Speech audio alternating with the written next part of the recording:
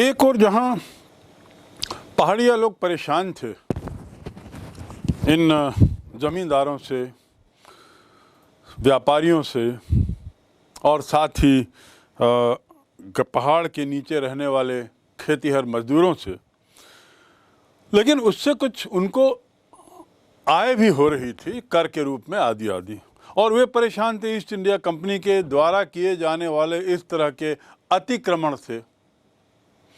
दूसरी ओर एक और परिवर्तन उसी समय हो रहा था, और वह था कि संथाल लोगों के रूप में जो वहाँ आए उनसे उनका संपर्क हुआ।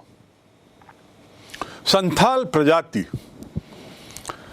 उसी क्षेत्र के आसपास की है, और उस प्रजाति के लोग समय के साथ साथ राजमहल पहाड़ियों के आसपास तक पहुंच गए थे। ये संथाल के लोगों के आगमन होने से वहाँ इन बेचारे पहाड़िया लोगों के लिए एक नया संकट पैदा हो गया। अब इसका निराकरण कैसे हो, तो एक नई समस्या खड़ी हो गई। अच्छा, रोचक बात यह है कि जहाँ पहाड़िया लोग पूर्ण रूप से कृषि पर निर्भर थे, खाद्यान्न पर निर्भर थे, जंगल पर निर्भर थे, लेकिन ये सारा कार्य वो कुदाल से करते थे। दूसरी ओर संथाल, इन लोगों की सारा कृषि कार्य हल से होता था। तो एक तरीके से संथाल बनाम पहाड़िया संघर्ष जो चला कई कारणों से, वह एक तरीके से हल बनाम कुदाल का संघर्ष का रूप ले लिया। पहाड़िया की जब मैंने बातें की तो मैंने आपको बताया कि वो ज़मीन को बस खुरसते थे और उसमें खेती करते थे, ज़्यादा उसको गहराई से नहीं खोदते थे। अब यहाँ संथाल लोग जब हल लेके आ गए तो दिक्कतें बढ़ने लगी, बातें बदलने लगी। इन संथाल लोगों ने अपना जो नीचा का हिस्सा है, उस नीचे के हिस्से में पहाड़िया लोगों के ही क्षेत्र में नीचे के हिस्से में अपना उन्होंने अधिकार धीरे धीरे जमा लिया था। और इसके कारण क्या हुआ कि पहाड़िया लोग अंदर की ओर धकेले जाने लगे, अंदर की ओर, यानी और पहाड़ की ऊंचाई में और गहराई में भीतर की ओर एक तरीके से उनको पुश किया जाने लगा। और जो ज़मीन थोड़ी नीचे की ओर तराई थी, समतल होने लगी थी, उस पर संथाल लोगों ने कब्जा कर लिया। तो इस तरीके से ये जो संघर्ष है, ये इन दोनों के बीच में संथाल बनाम पहाड़िया, ये एक नया संकट, नया संघर्ष अनेक वर्षों तक चलता रहा, और एक तरीके से ये संघर्ष कुदाल बनाम हल का रूप ले लिया। कुदाल और हल, संथालों का आगमन। 1810 में बुकानन, फ्रांसिस बुकानन, जिसका जिक्र हमने बार बार किया है, वह वहाँ पर एक पहाड़ियों से पार हुआ, गुजारिया पहाड़ जैसे हम कह सकते हैं, गुजरिया पहाड़, ये राजमहल पहाड़ का ही एक हिस्सा है। वहाँ से जब पार हो रहा था, जा रहा था 1810 में, तो गुजरिया पहाड़ के पास से गुजरते हुए उसने एक गुजरिया गांव मिला, उससे एक गांव देखा जिसका नाम गुजरिया गांव था। वो गांव उसे बड़े आश्चर्यजनक रूप से उसे बड़ा साफ लगा, और इसकी गांव की सफाई का वर्णन बुकानन ने बड़े विस्तार से किया है और बड़ी इसकी प्रशंसा की है। उसका ये भी कहना है कि इतनी सफाई और गांव की इतनी जो व्यवस्था है, ये निश्चित रूप से गांव के द्वारा, गांव में रहने वाले लोगों के द्वारा सामूहिक रूप से ही किया गया होगा, तभी इतनी सफाई संभव है। और ऐसा कहते हुए उसने श्रम शक्ति की प्रशंसा भी की है। यद्यपि गांव तो पुराना लग रहा था, लेकिन बुकानन का कहना है कि आसपास की जो खेती थी, वो ज़मीनें ऐसा लग रहा था मानो अभी अभी साफ की गई हों। और सफाई को देखकर ही बुकानन ने बार बार इस बात का जिक्र किया है कि गांव की श्रम शक्ति कैसे किसी एक क्षेत्र को साफ कर देती है, अच्छा बना देती है, इसका ये बड़ा अच्छा उदाहरण है। बुकानन ने इसके साथ ही वो गांव की और खेती के दृश्य की सुंदरता की भी बड़ी तारीफ की है। दूसरे शब्दों में कहने का मकसद ये है कि वो जो माहौल था जिसे बुकानन ने अपनी आँखों से देखा, गुजरिया पहाड़ से निकलते हुए गुजरिया गांव का, वह उसे बड़ा एक अच्छा शोभनीय माहौल लगा और एक प्रदर्शनीय माहौल लगा। और उसका ये कहना था कि ये ज़मीनें नई नई ली जा रही थीं और निश्चित रूप से जंगलों की कटाई सफाई हो रही होगी।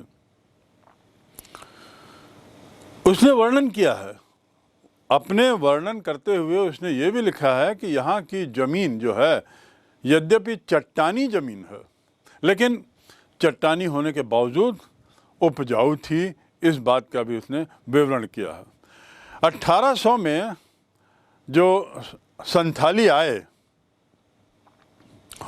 उन्होंने पहाड़ियों से उनको भगाया, पहाड़िया लोगों को भगाया और अपने कृषि की सीमाएं भी बढ़ा ली।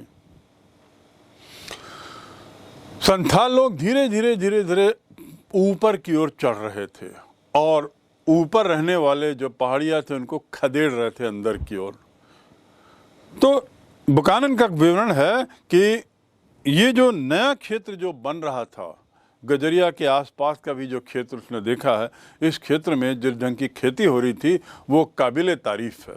उसने तो सरसों और तंबाकू इसकी गुणवत्ता को लेकर उसने बड़ा अच्छा विवरण दिया है और कहा है कि ये जो इन दो चीज़ों की फसल, तंबाकू और सरसों, इसकी फसल बहुत बढ़िया होती थी वहाँ पे। और दायरा ये लोग अपना कृषि का, संथाल लोग बढ़ाते ही जा रहे थे। और ये संभव उनके लिए इसलिए था क्योंकि ये लोग हल से खेती करते थे।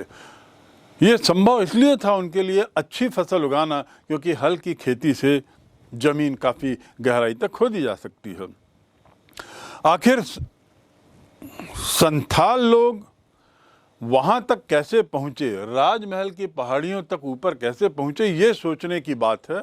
और ये अलग मुद्दा है कि वहाँ पहुँचे कैसे ये लोग, क्यों पहुँचे, क्या उन्हें किसी तरह की मदद ईस्ट इंडिया कंपनी के द्वारा दी गई क्योंकि ईस्ट इंडिया कंपनी के लोग पहाड़िया लोगों से त्रस्त थे, या कुछ और बात थी, ये एक अन्य मुद्दा है। लेकिन ऐतिहासिक रिकॉर्ड जब बताता है जो कि 1780 के दशक में संथाल के लोग बंगाल पहुँचे।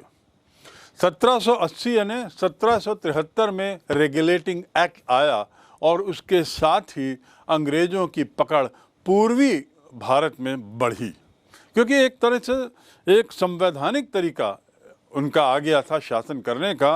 हो सकता है इसके कुछ कारण रहे होंगे, परिणाम रहे होंगे जिसमें संथाल लोग वहाँ मूव किए, उस तरफ बढ़े और इस तरह वो लोग बंगाल पहुँचे। ये पुराने रिकॉर्ड से दिखता है।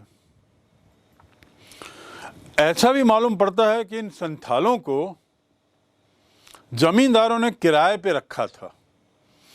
जैसा मैंने पहले बताया कि बहुत सारे ज़मींदार ऐसे हो गए थे जो लोग स्वयं तो खेती नहीं करते थे, भूस्वामी तो थे, बड़ी बड़ी हजारों एकड़ भूमि के मालिक तो बन गए थे, लेकिन स्वयं खेती ना करके वो उसे सबलेट कर देते थे, किराए पे दे देते थे, चाहे खेतीहर मजदूर को, चाहे रैयत को, चाहे अन्य लोगों को। और उस किराए की एवज में वहाँ के मजदूरों को, खेतीहर मजदूरों को और रैयत आदि को एक तरीके से उत्पादन का एक हिस्सा मिल जाता था, उनका जीवन यापन हो जाता था। शायद इसी प्रक्रिया में संथाल लोग राजमहल की पहाड़ियों में पहुँचे होंगे, ऐसा अंदाज है। ऐसा भी माना जाता है कि ये संथाल लोगों को किराए में रखा और साथ ही संथाल लोगों की जो हल पर निर्भरता थी उसका उपयोग करना चाहते थे अंग्रेज लोग, क्योंकि हल से परती हुई ज़मीन भी कृषि उपजाऊ युक्त बनाई जा सकती थी। हल से कृषि विस्तार में भी बहुत मदद मिल रही थी। इसलिए हम मान सकते हैं कि अंग्रेज़ों ने संथालियों का उपयोग कृषि विस्तार के लिए किया और उसी प्रक्रिया में संभवतः ये लोग राजमहल की ओर बढ़ गए। दामिन एक कोह का सीमांकन। दामिन एक कोह। ब्रिटिश काल में ये एक और जहाँ इनका ध्यान संथाल की ओर था, उनका ध्यान जहाँ वो संथाल की ओर जा रहे थे और संथालों को ज़मीन साफ करने का आमंत्रण दे रहे थे, जिसको संथाल लोग बखूबी कर रहे थे। और इसका कारण क्या था कि वही हल जिसका बार बार जिक्र किया जा रहा है। तो उनके हल में दक्षता का ही उपयोग in British east India company के अधिकारियों ने भूमि विस्तार के लिए किया और उन्होंने बुलाया। 1832 में संथालों को राजमहल, जिस क्षेत्र की चर्चा मैं कर चुका हूँ, वहाँ के निचले भाग में बसने का, खेती करने का आमंत्रण अंग्रेज़ों ने दिया। ये मैं जिक्र इसलिए कर रहा हूँ क्योंकि पूर्व में एक ये प्रश्न उठा था कि आखिर ये सोचने वाली बात है कि संथाल लोग बिहार से बंगाल कैसे पहुँचे, वहाँ गए कैसे, क्या क्या बातें थी। उसका कारण यहाँ स्पष्ट दिख रहा है कि उनके संथालों के हल चलाने की कौशलता को देखकर कृषि विस्तार की तीव्रता में विलंब न होने देने के लिए उन्होंने इन्हें आमंत्रित किया था। और संथालों को जो राजमहल पहाड़ी का नीचे का हिस्सा है, दामिने कोह, उसका एक बड़ा हिस्सा उनको दे दिया। परिणाम क्या हुआ कि संथाल लोग वहाँ आके बस गए और ये सुनिश्चित करने के लिए कि संथालों को किसी तरह का व्यवधान ना हो, वे निर्बाध गति से अपनी खेती करें, उस क्षेत्र को अंग्रेज़ों ने उसको सीमांकित भी कर दिया था। उसकी एक सीमाएं निर्धारित कर दी थी और ये सुनिश्चित कर दिया था कि यह क्षेत्र संथालों के लिए हो और पहाड़िया लोग जो थे वो ऊपर अंदर की ओर चले गए थे। भूमि देने से पहले एक काम और अंग्रेज किया।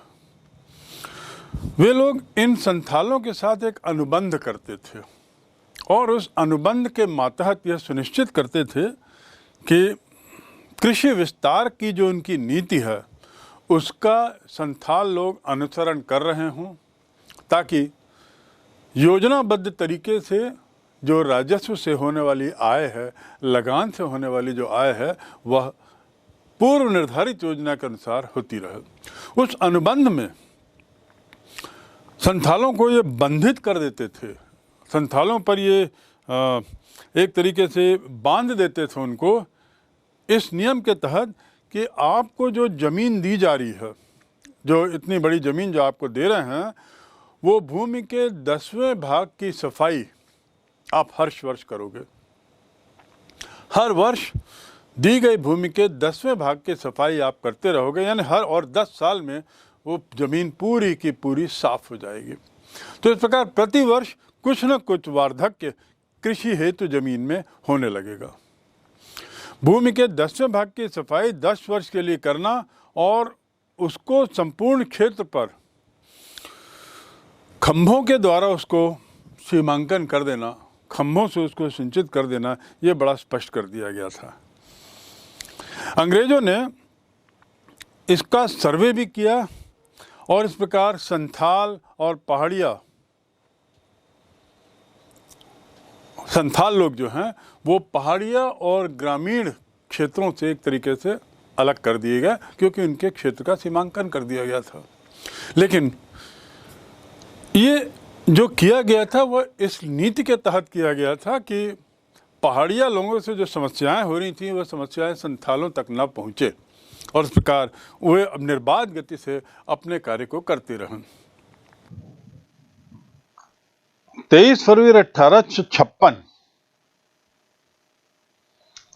को लंदन न्यूज़, जो एक प्रसिद्ध समाचार पत्र होता था, एक बड़ी घटना हुई जिसका जिक्र करना है जरूरी है।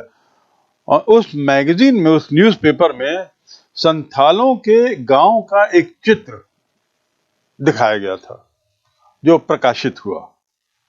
ये चित्र जो है 1850 के आसपास वॉल्टर शेर बिल नाम के व्यक्ति ने बनाया था, जो 1856 में पत्रिका में छपा। इस चित्र में क्या था? इस चित्र में ऐसा दिखाया गया था कि यहाँ के लोग बाहरी दुनिया से पूरी तरह कटे हुए हैं। यहाँ के लोगों पर बाहरी दुनिया का कोई असर नहीं है। बाहरी दुनिया से अलग थलग ये गांव एक द्वीप की तरह है, जो बहुत ही शांत, बहुत ही रमणीय और बड़ा सुखद दिख रहा है। दूसरे शब्दों में इस चित्र में ऐसा बताया गया है कि बाहरी दुनिया के हस्तक्षेप के कारण शांति भंग हो रही है, रमणीयता समाप्त हो रही है और जो सुखद अनुभव है वह कड़वाहट में बदल रहा है। संथालों का जो स्थान है, जिसे हम दामिने कोह मैंने कहा है, आगामी वर्षों में गांव की संख्या और जनसंख्या बहुत तेजी से बढ़ी। ये जो दामिने कोह जो संथालों की जगह है, यहाँ पे आने वाले वर्षों में गांवों की संख्या भी बढ़ गई और जनसंख्या भी बढ़ी, और बढ़ी तो बहुत तेजी से। 1838 में जहां केवल 40 गांव और 3000 की आबादी थी, वहां 1851 में गांवों की संख्या 1473 और आबादी 82,000 पहुंच गई। कल्पना करिए, 1838 से 1851 मात्र 13 वर्षों में 40 बनाम 1400 गांव और 3000 की जनसंख्या बनाम 82,000। यहाँ कृषि क्षेत्र का लगातार विस्तार भी हो रहा था, क्योंकि संथाल लोग किसी भी विदेशी व्यक्ति को वहां पे घुसने नहीं दे रहे थे, तो वो पूरा क्षेत्र ही उन्हीं का था एक तरीके से, और वे सतत रूप से अपनी आबादी को, बसाहट को बनाए रखने के लिए कृषि क्षेत्र में भी विस्तार कर रहे थे। तो कृषि उत्पादन में तो विस्तार होगा ही, और कर भी देते थे। तो अंग्रेजी शासन के जो राजस्व है वहां से, उसमें भी वृद्धि हो रही थी। लेकिन संथालों के लिए दामिने को एक तरीके से संकुचित होकर रह गया, एक छोटी सी जगह रहो, क्योंकि जनसंख्या लगातार बढ़ रही थी, गांव बहुत सारे हो गए थे, और अब आगे बढ़ने का दायरा, आगे बढ़ने की गुंजाइश नहीं दिख रही थी। तो एक संकुचित हो गया,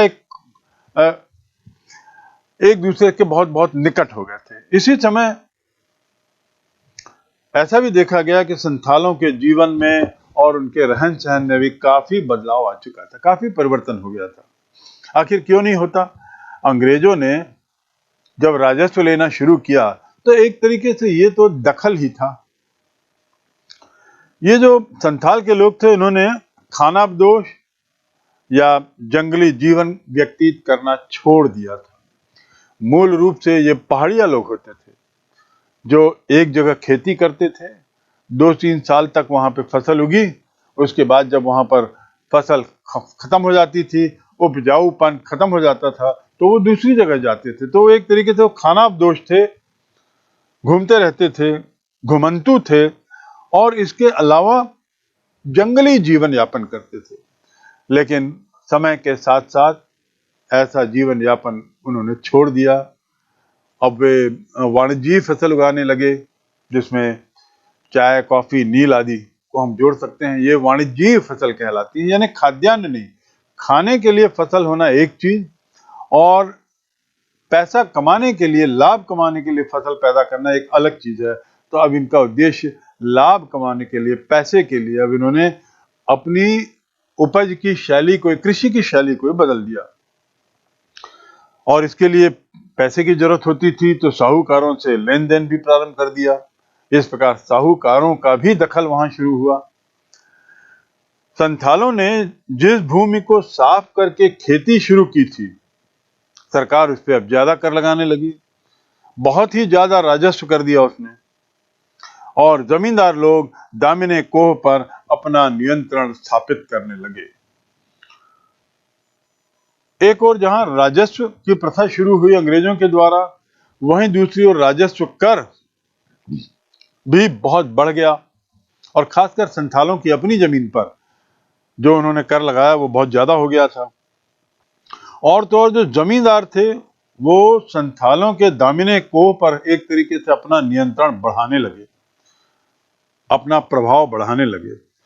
संथाल इस समय तक औपनिवेशिक शासन और राजस्व व्यवस्था से तंग आ चुके थे। अर्थात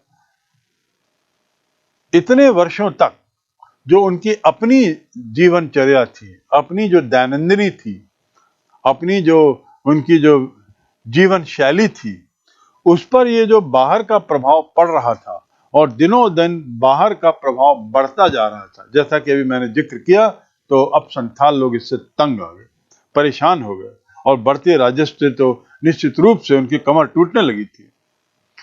परिणाम क्या हुआ कि वे लोग एक अपने लिए एक ना संथाल लोग एक अलग तरह की दुनिया की कल्पना करने लगे, सोचने लगे कि हम एक अपनी अलग दुनिया बनाएं, अपनी अलग व्यवस्था करें, उसका निर्माण करें, जहां हम अपने तरीके से रह सकें, उसमें किसी अन्य का किसी भी तरह का प्रभाव ना हो।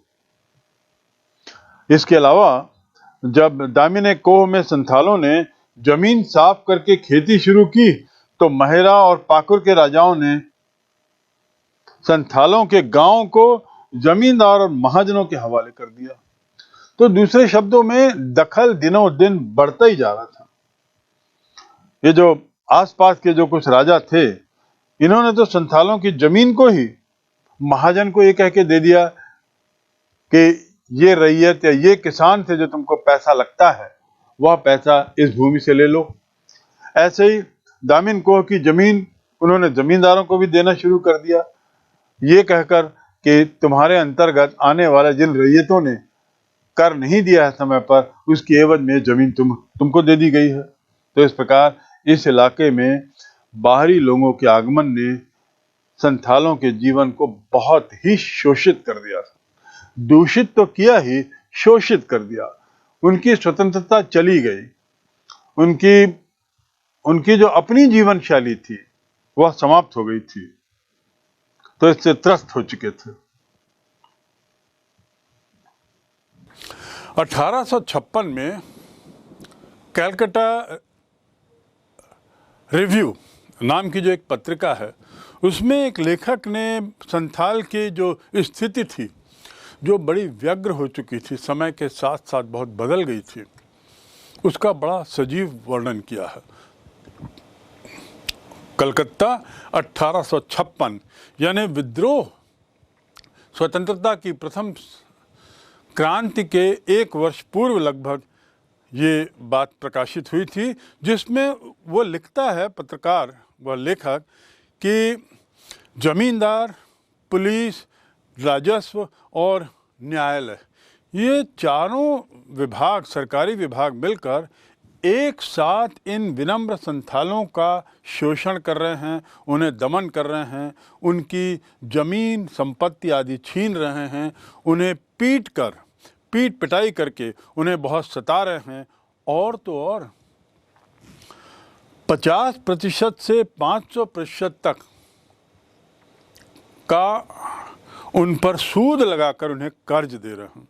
यानी इतना भारी कर दिया जा रहा था, भारी रेट में, कि 50% से लेकर 500% तक का ब्याज उनसे लिया जा रहा था। इसके अलावा वो आगे लिखता है कि हाट बाजार में संथालों की विनम्रता इतनी थी कि हाट बाजार में सामान कम तोला जा रहा था और इन बेचारे गरीबों के खेत में धनाढ्य वर्ग, ज़मींदार वर्ग, ये लोग अपने खच्चरों को, अपने जानवरों को, अपने टट्टुओं को, यहाँ तक कि अपने हाथियों को भी चरागाह के रूप में छोड़ देते हैं। उनको चरने के लिए छोड़ दिया जाता था। इस प्रकार इस लेखक के अनुसार जो कलकत्ता रिव्यू में छपा है 1856 में, इन संथालियों के साथ बहुत ज़्यादा ज्यादतियाँ हो रही थीं।